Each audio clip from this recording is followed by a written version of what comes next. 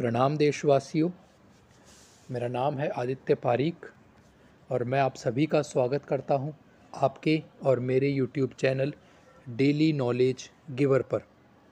दोस्तों, आज तारीख है 19 नवंबर और 19 नवंबर से जितने भी इम्पोर्टेंट करंट अफेयर्स बन सकते हैं वो अपन डिस्कस इस वीडियो के थ्रू करेंगे। अगर मैं मेरे चैनल की कुछ स्पेशलिटीज़ बताऊं तो यहाँ पर आपको टॉप करंट अफेयर्स दिए जाते हैं इन जस्ट फ्यू मिनट्स, यानी कुछ ही मिनटों के अंदर आप पूरे दिन भर की खबरें को जान लेते हैं। डेली अपन इम्पोर्टेंट पर्सनैलिटी का डिस्कशन करते हैं, इम्पोर्टेंट प्लेसेस का मैं आपके साथ डेली डिस्कशन करता हूँ। डेली यूपीएससी के जो प्रीवियस ईयर क्वेश्चंस होते हैं, चाहे वो प्रीलिम्स के हो या मेंस के हो, वो मैं आपके सामने लेकर आता हूँ। डेली अपन कुछ वोकेबुलरी के वर्ड्स को देखते हैं। सीसेट का एक प्रैक्टिस क्वेश्चन अपन डेली देखते हैं। इसके अलावा दोस्तों, मेरी जो क्लास रहती है वो बाइलिंगुअल रहती है, यानी कि यहाँ पर आपको क्वेश्चंस का फॉर्मेट हिंदी और इंग्लिश दोनों ही भाषाओं के अंदर देखने को मिलेगा। उसके अलावा दोस्तों, डेली यूपीएससी मेंस क्वेश्चन अपन एनालाइज करते हैं और लास्ट में जाते जाते जो भी वन लाइनर फैक्ट्स बन सकते हैं या प्रीलिम्स पॉइंट ऑफ व्यू से जो भी वन लाइनर क्वेश्चंस बन सकते हैं वो भी आपके साथ में डेली डिस्कशन करता हूँ। तो आई होप कि इतनी सारी इन्फॉर्मेशन को देख के आप चैनल को ज़रूर प्यार देंगे, सपोर्ट करेंगे और सब्सक्राइब करेंगे। तो चलिए आज की करंट अफेयर्स की वीडियो के ऊपर। सबसे पहला सवाल दोस्तों आपकी स्क्रीन के ऊपर, किस राज्य सरकार ने 2023 तक राज्य को स्लम मुक्त बनाने की घोषणा की है? Which state government has announced to make the state slum free by 2023? तो हाल ही में ही ओडिशा स्टेट ने ये बोला है कि 2023 तक हम जो है कम्प्लीटली ओडिशा राज्य को स्लम फ्री बना देंगे। यहाँ पर आपको द इंडियन एक्सप्रेस की हेडलाइन भी दिख रही होगी, Odisha to be made slum free by 2023 and land rights for 2.5 lakh families, Naveen Patnaik. अगला क्वेश्चन, पंचायत अनुसूचित विस्तार अधिनियम किस राज्य में लागू किया गया? In which state the panchayat scheduled extension act, जिसको आप पीसा के नाम से भी जानते हैं, PESA, उसको इम्प्लीमेंट किया गया है अभी अभी मध्य प्रदेश के अंदर। दोस्तों, अगर मैं पंचायत शेड्यूल्ड एक्सटेंशन एक्ट के बारे में बात करूं तो इसको बनाया गया था 1996 के अंदर और इसका मेन ऑब्जेक्टिव ये है to provide the extension of the provisions of part 9 of the constitution relating to the panchayat to the scheduled areas. कहने का मतलब है कि जो भी शेड्यूल्ड एरियाज़ है वहाँ तक दोस्तों पंचायत को लाया जाए, वहाँ तक दोस्तों पंचायत को गवर्न करने की शेड्यूल्ड एरियाज़ को पावर दी जाए। ये बेसिकली इसका मोटा मोटा सा ऑब्जेक्टिव है। पार्ट 9 आपको सबको पता है कि पंचायती राज से रिलेटेड है इंडियन कॉन्स्टिट्यूशन के अंदर, जो कि आर्टिकल 243 से लेकर 243Z तक आता है। ऑब्जेक्टिव्स आप यहाँ देख सकते हैं, to ensure self governance through the gram sabha and it recognizes the rights of the tribal communities who are residents of the scheduled areas to govern themselves through their own systems of self-government and also acknowledges their traditional rights over natural resources। तो मोटा मोटा आपने समझ लीजिए कि पीसा का main objective ये है कि जितने भी शेड्यूल्ड एरियाज़ हैं वहाँ पर जितने भी शेड्यूल्ड ट्राइब के लोग बाग रहते हैं उनको उनके राइट दिए जाएं, जिससे कि वो नेचुरल रिसोर्सेज का बेटर यूज़ कर पाएँ, एक बात। दूसरी बात, उनके ऊपर कंट्रोल जो है वो गवर्न जो उनको करेगी वो करेगी ग्राम सभा या फिर विलेज असेंबली। तीसरी बात, शेड्यूल्ड एरियाज़ तक अपने को जो है पंचायत को एक्सटेंशन करना है। ये इसका मेन ऑब्जेक्टिव है दोस्तों पीसा का, और इस पीसा को बनाया गया था 1996 के अंदर। इतनी सारी इन्फॉर्मेशन अपन ने इस एक क्वेश्चन से जानी और ये सारी की सारी इन्फॉर्मेशन दोस्तों आपके UPSC exam point of view से बहुत ही ज़्यादा रेलेवेंट है। अगला क्वेश्चन, CV आनंद बोस किस राज्य के राज्यपाल बने हैं? CV Anand Bose has become the governor of which state? तो इसका राइट आंसर है दोस्तों ऑप्शन ए, वेस्ट बंगाल। यहाँ पर आप जिनकी तस्वीर देख रहे हैं यही है दोस्तों CV आनंद बोस। ये एक IAS ऑफिसर भी रह चुके हैं, यानी कि इंडियन एडमिनिस्ट्रेटिव सर्विस में भी इन्होंने अपना योगदान दिया है।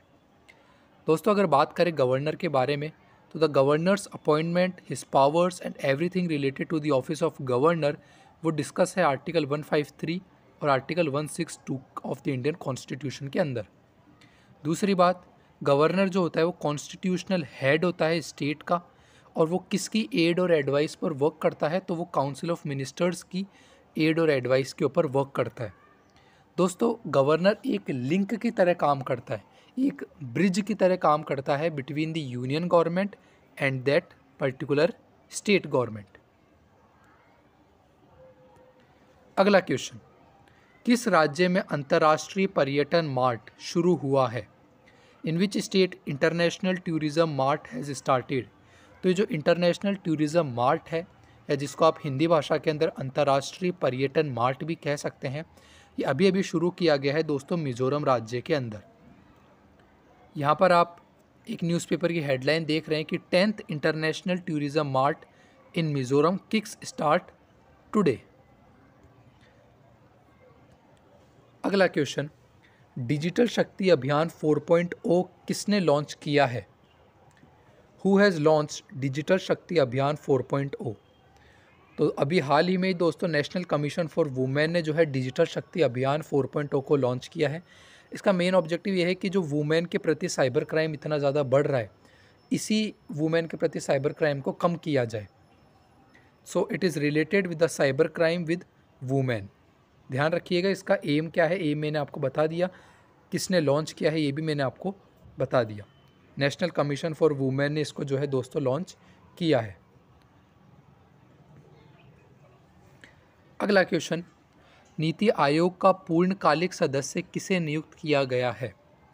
Who has been appointed as the full time member of NITI आयोग?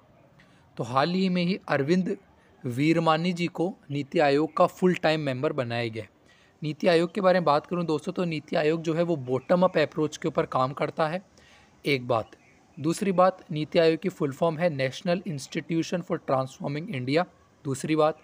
तीसरी बात दोस्तों, नीति आयोग को 1 जनवरी 2015 को लाया गया था, और किसको रिप्लेस करके लाया गया था? तो प्लानिंग कमीशन को रिप्लेस करके नीति आयोग को इंट्रोड्यूस किया गया था। और इस नीति आयोग का मेन ऑब्जेक्टिव है कोऑपरेटिव फेडरलिज्म को प्रमोट करना। कोऑपरेटिव फेडरलिज्म मतलब सेंटर गवर्नमेंट और स्टेट गवर्नमेंट दोनों ही एक साथ आकर काम करें, ये इसका मेन ऑब्जेक्टिव है। दूसरा इसका मेन ऑब्जेक्टिव है नीति आयोग का मैक्सिमम गवर्नेंस मिनिमम गवर्नमेंट, यानी मैक्सिमम गवर्नेंस और मिनिमम गवर्नमेंट का इंटरफेरेंस हो, कोऑपरेटिव फेडरलिज्म की भावना को बढ़ाई जाए, ये नीति आयोग का मेन ऑब्जेक्टिव है। और नीति आयोग के फुल टाइम मेंबर बनाए गए हैं अरविंद वीरमानी जी। इतनी सारी इन्फॉर्मेशन अपन ने इस एक क्वेश्चन में जानी।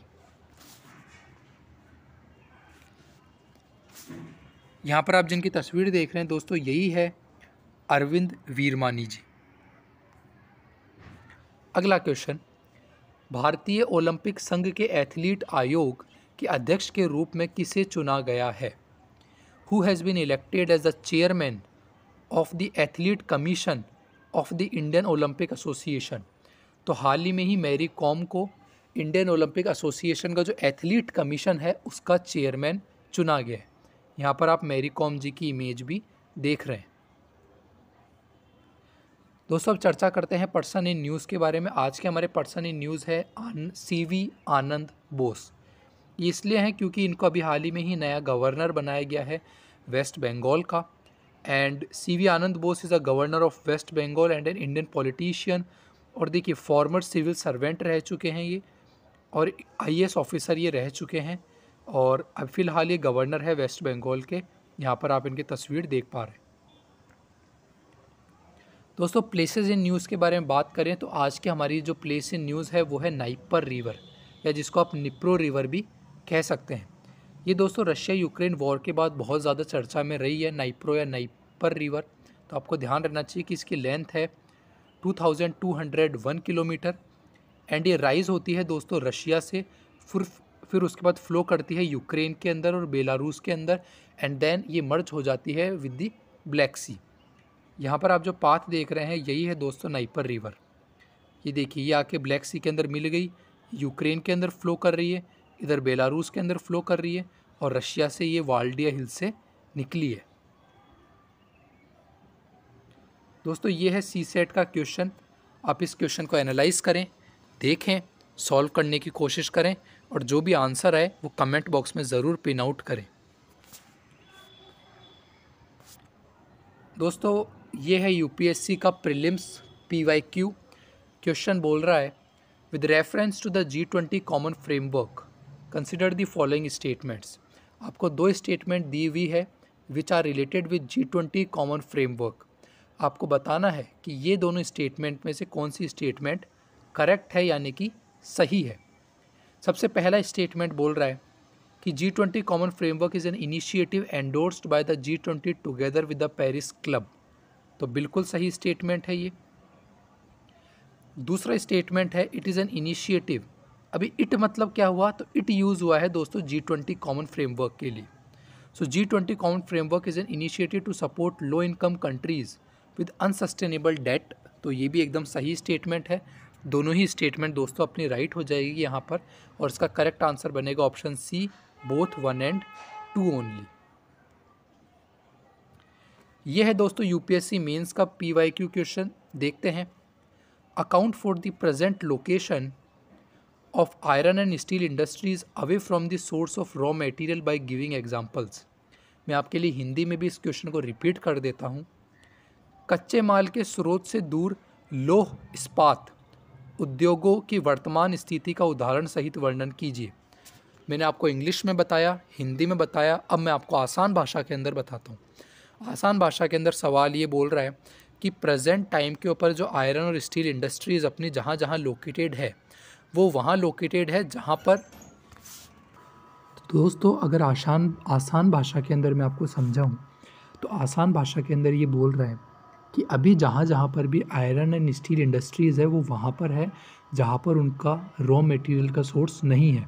फॉर एग्ज़ाम्पल मान के चलते हैं कि मैं जयपुर से हूँ, तो जयपुर के अंदर कोई इंडस्ट्री है, लेकिन जयपुर के अंदर वो जो इंडस्ट्री है कोल की इंडस्ट्री है, लेकिन जयपुर के अंदर जो रॉ मटेरियल का सोर्स है वो कोल नहीं है, यहाँ पर कोल नहीं मिलता है मान लीजिए। तो यही सवाल है कि ऐसे ही आपको एग्जांपल्स देने हैं।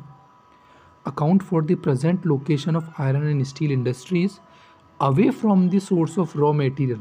यहाँ लिख रखा है ना अवे, यानी कि वो वहाँ से दूर है, जहाँ पर इंडस्ट्री कहीं और है और उसका सोर्स जो है वो कहीं और है। तो ऐसा क्यों है, इसके क्या क्या एग्जांपल्स आपके दिमाग में आ रहे हैं, वो सारे पॉइंट आपको यहाँ पर लिखने हैं। दोस्तों ये है डेली वोकेबुलरी के वर्ड्स। सबसे पहला वोकेब है दोस्तों मेलो। मेलो का मतलब होता है मेलोडियस, बहुत ज़्यादा मेलोडियस गाने होते हैं, लाइक उदित नारायण साहब के या शाहरुख खान की फिल्मों के गाने बहुत ज़्यादा मेलोडियस होते हैं। आपने DDLJ के गाने सुने होंगे, अगर तुझे देखा तो ये जाना सनम, न जाने मेरे दिल को क्या हो गया। तो ये कुछ गाने हैं जो कि बहुत ज़्यादा मेलोडियस है। माफ़ करिएगा, मैं भावनाओं में कुछ ज़्यादा ही बह जाता हूँ। दूसरा जो वोकेब है दोस्तों वो है अपना जीर, JEER। जीर का मतलब होता है दोस्तों टॉन्ट कसना, ताना मारना। आपको पता होगा कि घर वालों की आदत होती है, हर घर वालों की आदत होती है कि वो अपने बच्चे को ताना मारते हैं, टॉन्ट कसते हैं। तो इसको ही कहते हैं दोस्तों जीर। तीसरा जो है वो है गॉन्ट। गॉन्ट का मतलब होता है दोस्तों थिन या फिर पतला। ये है दोस्तों आज के 1 लाइनर फैक्ट्स, इनको भी देख लेते हैं। हाल ही में ही 26th एडिशन जो है मालाबार एक्साइज का वो शुरू हो गया है जापान के अंदर, एक बात। दूसरी बात, 3rd एडिशन जो है सी विगल एक्साइज का वो हाल ही में ही इंडियन नेवी ने शुरू कर दिया है। G20 समिट के अंदर प्राइम मिनिस्टर ने बहुत सारे ट्रेडिशनल आर्टवर्क्स इंडिया के वर्ल्ड लीडर्स को दिए। क्या क्या दिए, एक दी पाटन पटोला और एक दी मातानी पचेड़ी। ये पाटन पटोला और मातानी पचेड़ी कपड़ों के नाम है, सिल्क टेक्सटाइल से बेसिकली है। सो दोस्तों ये था आज का current affairs show by Aditya Pareek. I hope कि आपको समझ में आया होगा, कंटेंट अच्छा लगा होगा। आज की वीडियो से अगर आप कुछ भी नया सीख कर गए हैं तो प्लीज़ कमेंट करना मत भूलिए। बहुत बहुत धन्यवाद, आपका दिन शुभ जाए। जय हिंद।